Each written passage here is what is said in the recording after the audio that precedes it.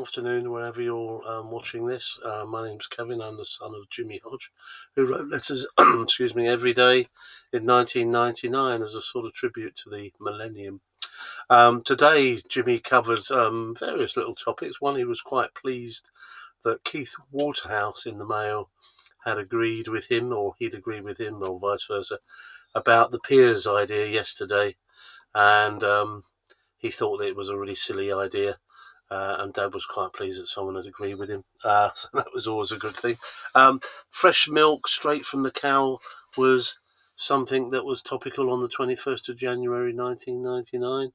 And apparently the Queen and Charles used to like fresh milk straight from the cow, although the EU, I think, had banned it, although they have now reneged and said you could have 1% of milk straight from the cow in ordinary milk. So he was quite pleased with that. He also talked about his evacuation, and of course he was evacuated, I think, somewhere in the West Country, where he was sent out every morning to milk the cows, and they would come in and merrily drink milk straight from the cows every day during his evacuation.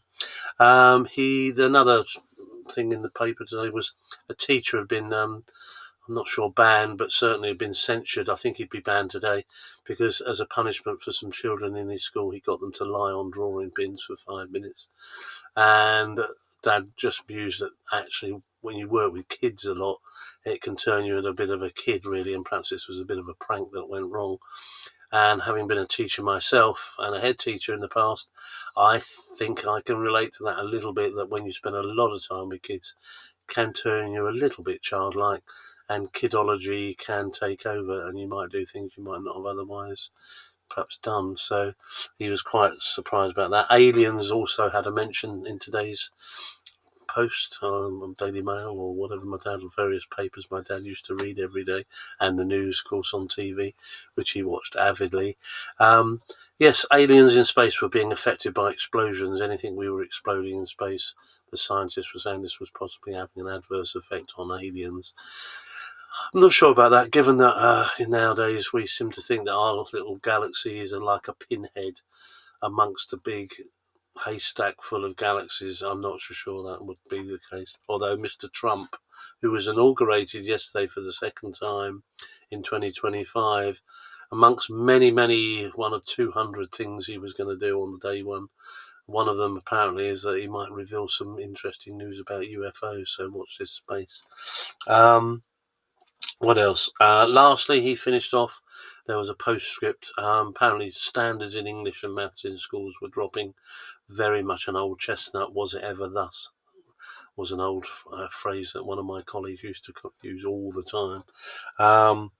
And he was just saying he hopes standards do improve, otherwise they won't be able to read his letters.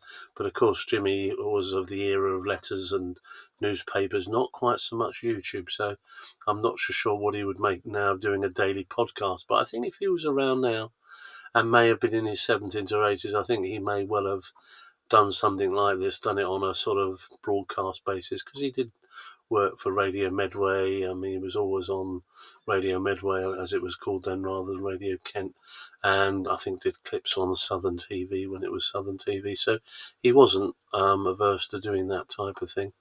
So he probably would be here doing this as well. But anyway, this is my tribute to him. 21 days down, quite a lot of other days to come. Anyway, take care, and there you go.